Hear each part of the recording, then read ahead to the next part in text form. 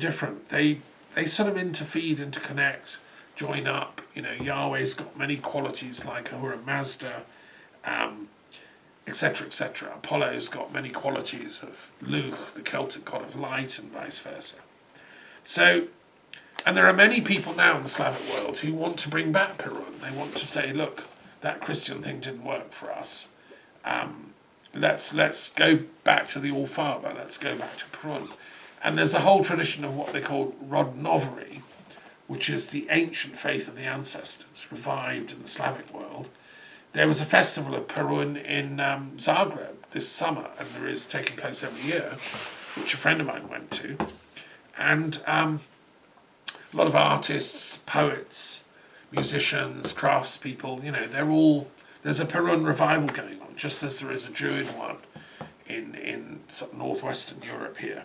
It's very similar and inspired by the same kinds of ideals that actually, you know, that ancient wisdom is still got valuable things to teach us today, and we should try and work out the synthesis.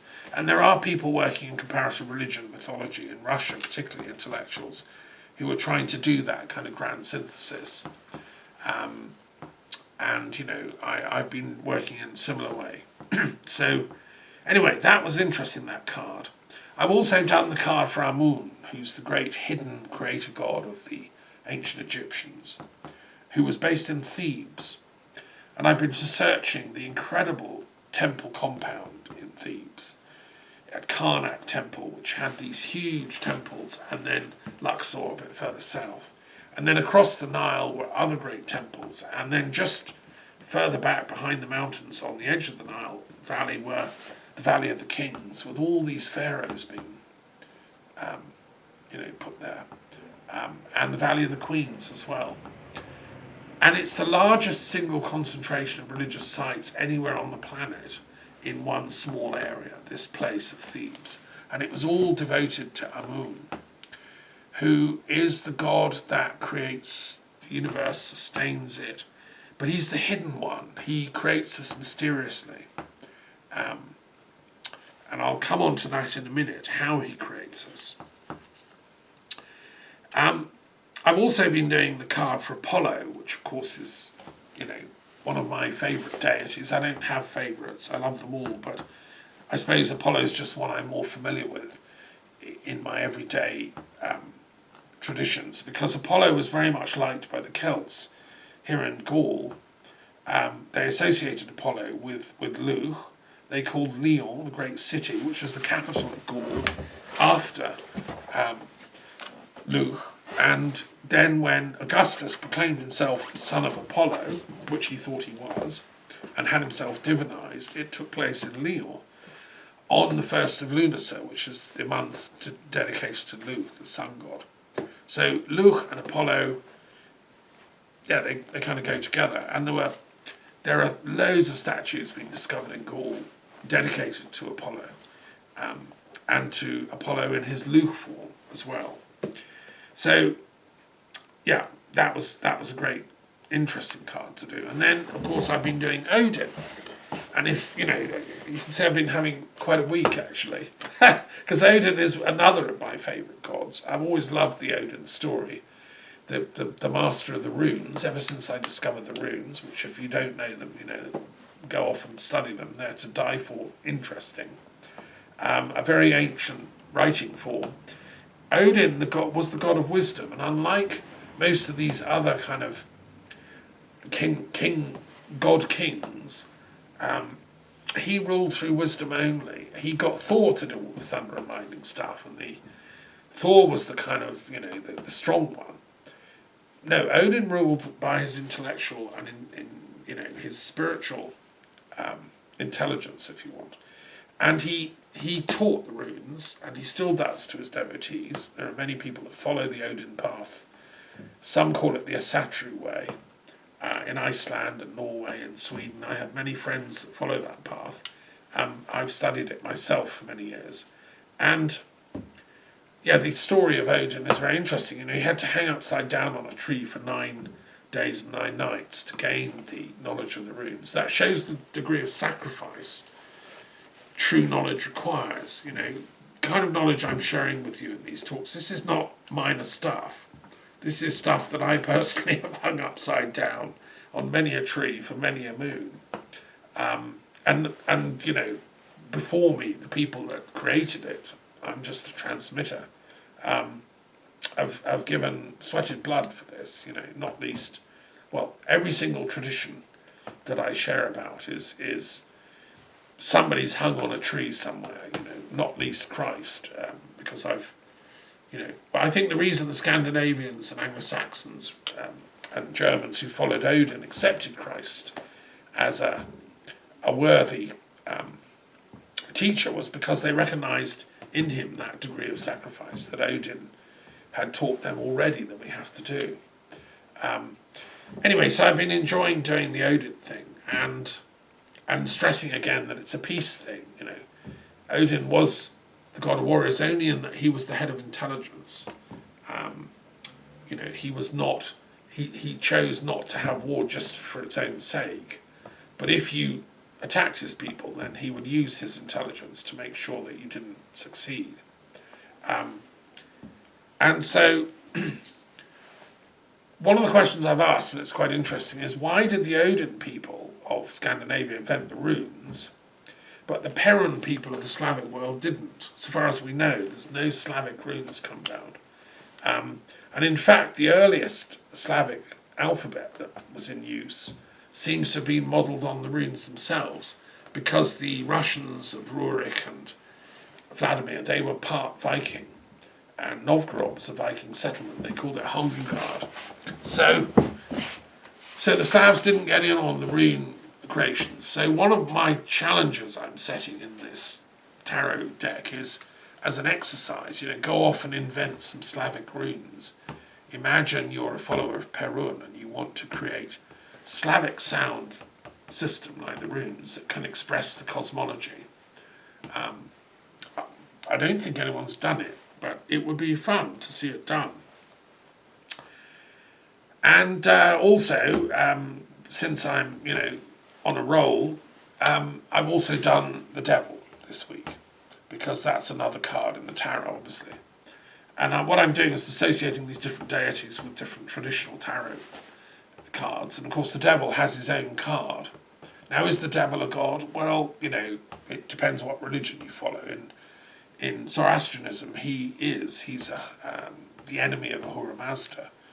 In Judaism, he's a sort of, Satan is a kind of, well, he's a fallen top angel, actually, and the same in Islam, Iblis. He's not exactly a god, he's a super angel who's gone bad. And he's also that in Christianity. So anyway, he gets his own card.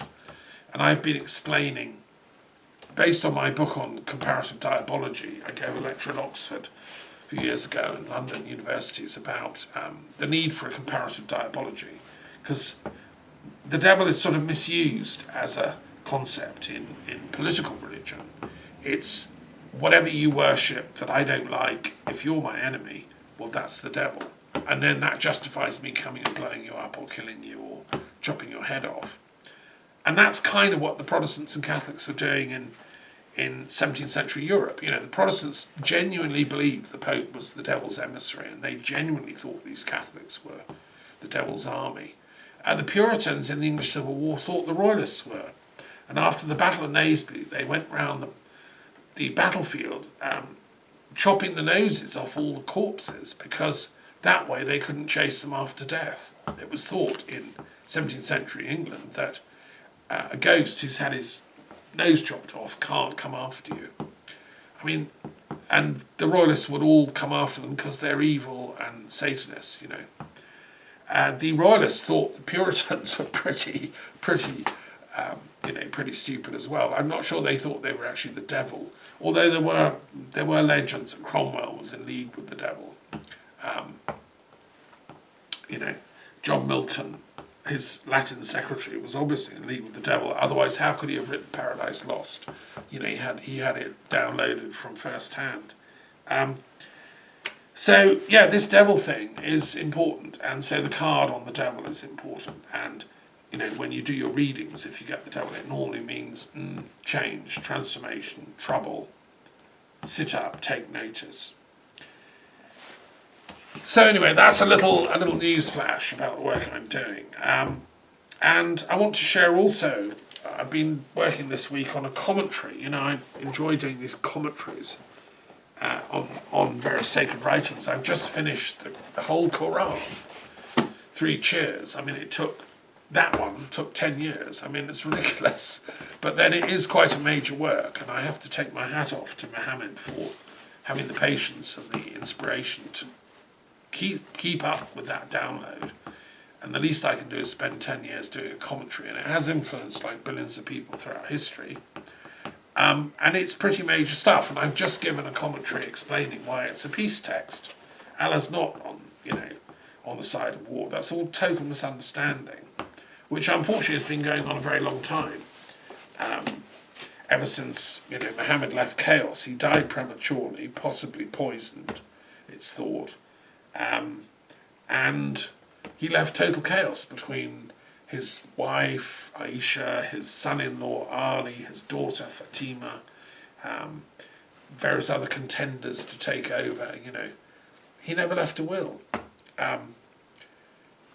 So it's been chaos ever since. And in my commentary on the Quran, I explained what's the logic behind the supernatural logic of the Quran. I'm explaining it as a transpersonal philosopher, looking at it from the perspective of, let's say, the Galileo Commission, about the way that divine consciousness interplays with our lives and how that would operate by going into those Quranic verses in great detail.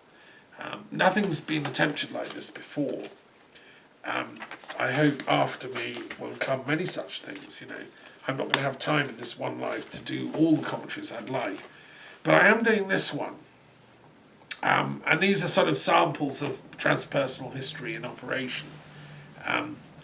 This is a Hermetic text called the Kosmou, which is an amazing text from the Hermetic scriptures, which I hope you're familiar with, from ancient Egypt, that have come down. This is one of the earliest, and it's a cosmological text about how the universe, how humans get created. And it's really interesting. It's like the backstory of Genesis, and it's similar to the Timaeus of Plato. And Plato, of course, studied in Egypt. In some of the Timaeus, you'll see echoes here. But this text is probably going back to an oral tradition that's even older than Plato and goes right back to Amun, the hidden god of Thebes that I talked about. And so I want to just share one passage which I've done a commentary on this week, and I think this is interesting. You may not have heard of this before. This is God creating the universe. Now, he's created the heavens by speech. He gazed into the space around and spoke again, saying, "Let heaven be filled with stars." God spoke, and it was so. Now, there are, considerable shades of Genesis in this text. As I say in my commentary, does that mean the authors of this had the text of Genesis in front of them in Greek? Or do they both go back to a common oral tradition? Because, of course, Moses was educated in ancient Egypt. He knew the Egyptian cosmology, and he weaves that into his own Genesis, which, of course, was handed down orally for the first centuries until it was finally written down. That's an imponderable. We can't necessarily know. But I explore the difficulties in that interpretation in my commentary. And then he creates, the gods come to him because this God is the hidden ruler of the council of the gods. And specifically said there's a council of gods, which is very interesting. There's not just one God. There's one God who's the chairman, and then there's a council of gods. And the council of gods come to the God, sole ruler, and say, look, we want more action happening on planet Earth. Because he's created planet Earth, but it's very barren. So what he does is he creates nature. And there came forth from his voice a being in woman's form, right lovely, at the sight of whom the gods were smitten with amazement. Now this is a beautiful passage because the Egyptian cosmology loved nature, loved animals, loved woman, loved beauty, loved, the fecundity of the Nile, loved sexuality and eros and so on. And here's nature coming into being to prepare the earth, make it verdant and green. And she's a woman. Now, Egypt had, as I say, a sort of dialectical approach to creation. It wasn't all just God, the sole ruler, doing it all. No, he needs nature's help. And nature, of course, is Isis. And this text, by the way, is Isis speaking to Horus. Anyway, then, so he's got heaven, he's up there with his council. Then he's got earth, nature's, creating seeds and grass and trees. But then he decides, then the gods come to him and say, let's fill the nether region between the highest heaven and earth. Let's put something there, shall we, and make something happen? And God was no longer willing that the region next, below heaven, should be inert, but thought good to fill this region also with living beings, that the intermediate space might not remain devoid of movement. And so he began to ply handicraft for this purpose, using substances suitable for the accomplishment of the work. He took of his own life breath, as much as would suffice, and blended it with intelligent fire, and mingled the blend with certain other materials unknown to man. And having fused together these ingredients with utterance of certain secret spells, thereon he thoroughly stirred the whole mixture, until there bubbled up upon the surface of the mass a substance finer and purer than the things of which it was composed. This substance was transparent. None but the craftsman himself could see it.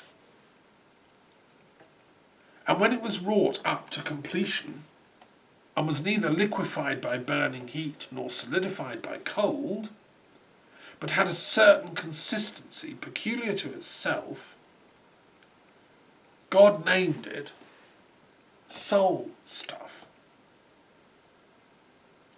And out of this he wrought into existence many myriads of souls, moulding to his purpose in right order and due measure the stuff which formed on the surface of the mixture, and therewith speaking the fitting spell, came into being. Now, I don't know about you, but I find that pretty interesting, actually, because one of the questions I've asked for many years as a philosopher and a psychologist and so on is, what is soul? What's it made of?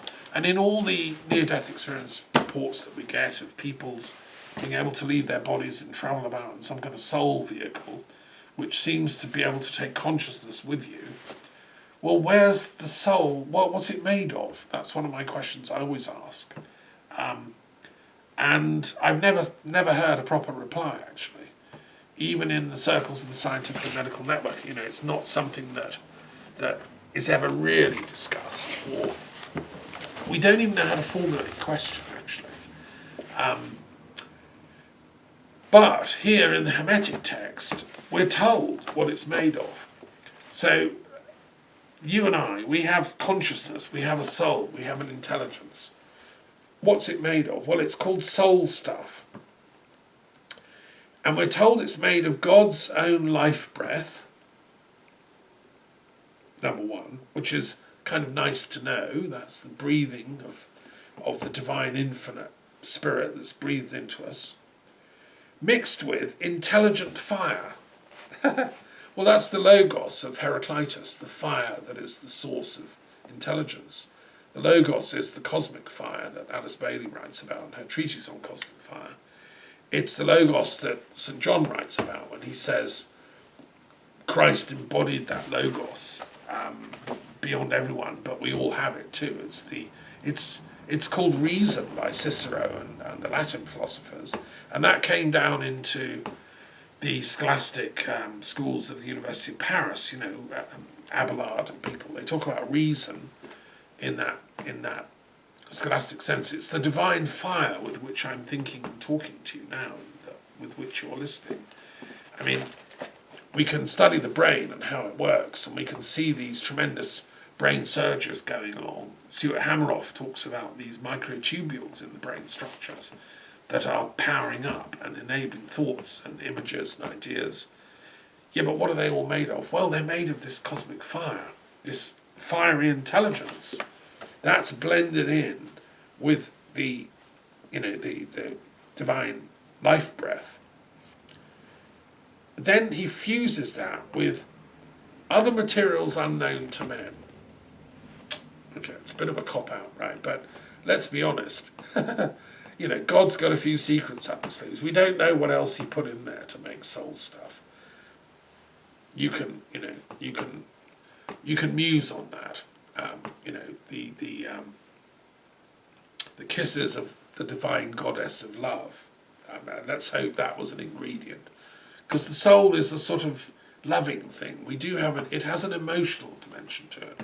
I'm sure that the goddess put in her kisses somehow, which help make our soul stuff. Then he fuses them all together with the utterance of certain secret spells. I mean, this is just so Egyptian, isn't it? Because, what do? It's like an alchemist now. You've got this big pot, you're stirring the stuff up. Well, God puts in certain secret spells.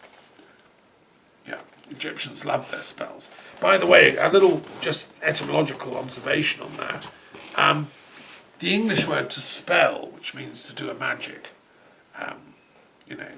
utterance, also means to spell a word. All I'm reading out here are words. This is the Greek and the English of the text. And, I'm a philosopher of language. Now, spelling is going into the root of the sound of a word and then speaking it clearly, enunciating it in a way that you can then affect the reality. So, if you're a great magician, you can speak the word, let there be a tree, and the tree manifests, the tree comes. That's the basic idea behind the kind of magic that is being talked about here in the Egyptian text. But we don't know the details. It's the secret spells. Anyway, so he takes all that stuff and stirs it all up like an alchemist. And then it bubbles up. So presumably there's, I don't know, it must be heating it somehow. This reminds me of the Taliesin legend in Druidry, where Taliesin is tending the fire of Ceridwen, and she's making her magic potion. It's very similar. And then when it's heated right to the right temperature, it's not too hot, it's not too cold, then on the surface appears this amazing transparent thing called soul stuff. Anyway, I love that passage, and that's one of the ones I've been commenting on this week. And, what is it? Poetry? Is it alchemy? Is it psychology? It's an attempt to explain the inexplicable. And you've got to love humans, because we don't know where the soul came from or what it's made of. We can try and express it, can't we? Like, well, I'm made by the living breath of God. I'm made with magic spells. I'm made with the kisses of the divine goddess. I'm made with intelligent fire. Yes, they're all true, but Wittgenstein would say, yeah, that's a cool language game, but it's not literally true. Well, okay, maybe truth isn't literal. Maybe the whole thing is a language game. I mean, by the sound of it, the Egyptian cosmology is that we are literally created as a language game of God. Discuss. Anyway, as you see, I've been having fun with that text and still am. got a ways to go.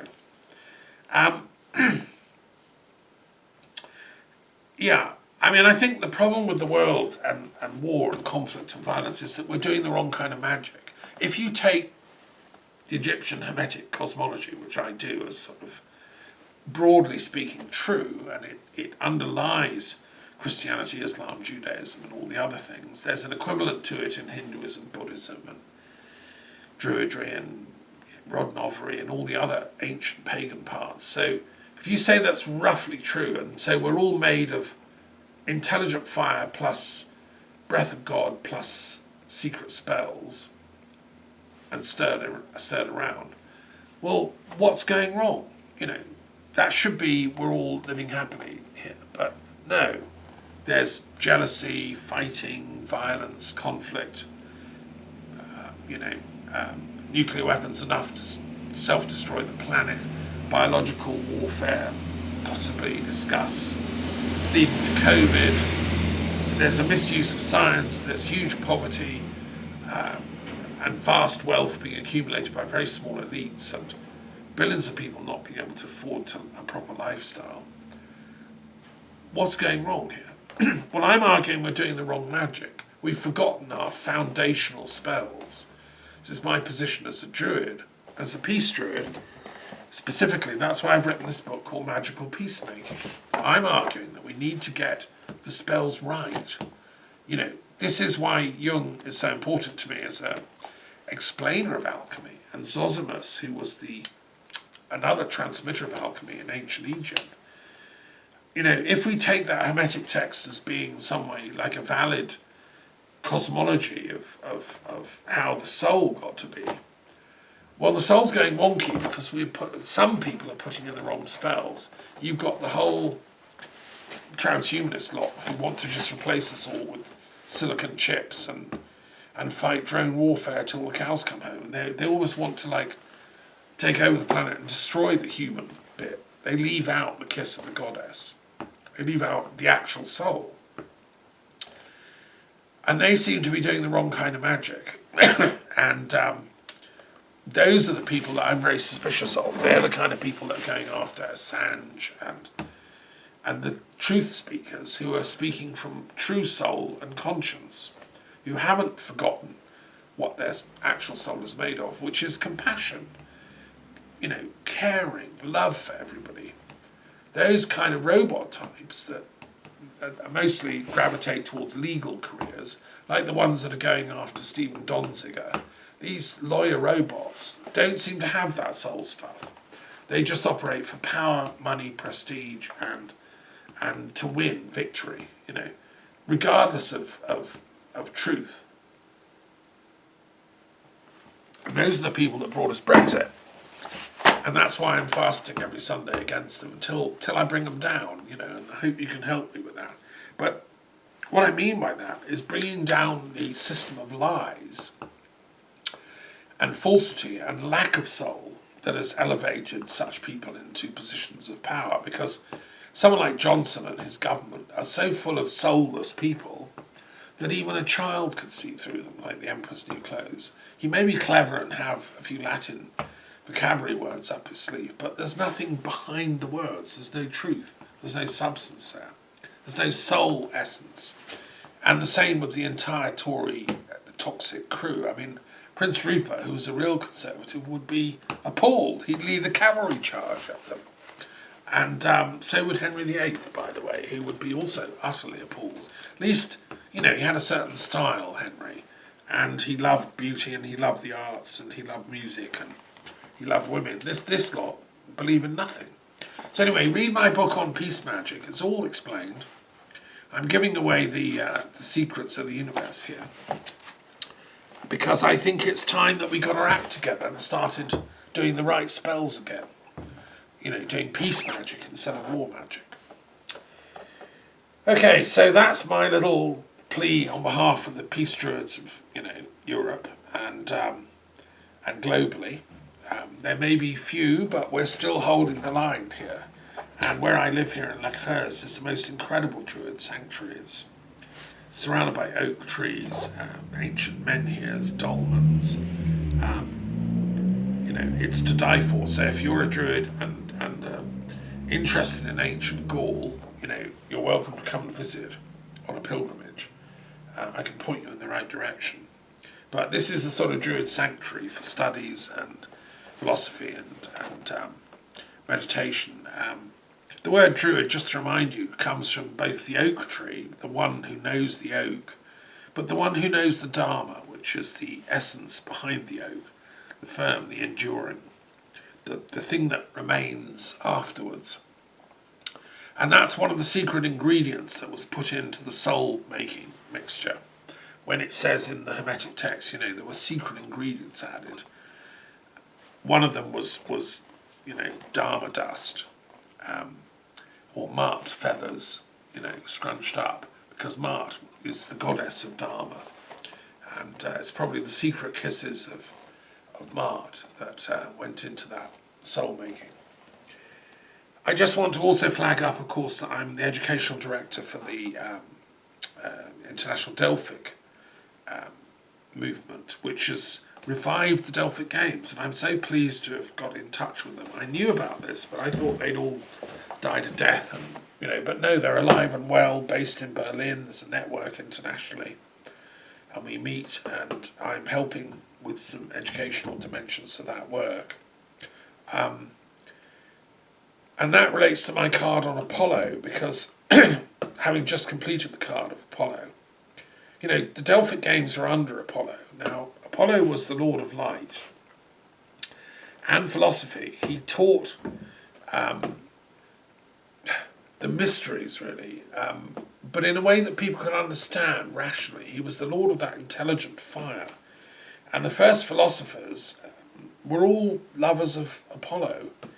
Orpheus, Pythagoras. They're semi-mythical, but we know they were devotees of Apollo. And Plato, who is, we have many more of his writings that have come down. He's always trying to explain what Apollo was really standing for. Apollo stood for the prophecies, prophetic intelligence, which can see beyond the rigours of space and time. And he stood also, therefore, for ecstatic illumination. Those moments when you go, aha, that's what it means. That's an Apollo moment. He stands, therefore, for enlightenment, because those Apollo moments that Buddha had, or Mahavira, or all the great rishis of India, those are Apollo downloads when they get the purpose, reason, and meaning of the cosmos. And yes, it's possible for us humans to get there. It's not that rare. Enlightenments, as I pluralise the word enlightenments, and I'll be teaching a course on this, I hope, with a colleague. So those Apollo moments are incredibly important, and the other thing that Apollo was in charge of was healing. His son Asclepius became the patron of all medical doctors, and the symbol of his was the snake wound around a staff, and that is still the symbol of the medical profession to this day. The temples of Asclepius, the son of Apollo, which were also dedicated to Apollo, were like part temple, part hospital, part doctor's surgery. You would go and consult with whatever the symptoms were that you had, and then you would sleep overnight, you would listen to your dreams, you would report them to the priest the next day, and they would prescribe herbs, therapies, regimens, diet, etc. They might, counsel surgery or something. And people were cured by the medicine of the Asclepians. In fact, it was so successful that Asclepius was complained of by Hades for curing too many people, bringing them back from the dead. And Hades thought the underworld would be dispopulated. So he complained to Zeus, who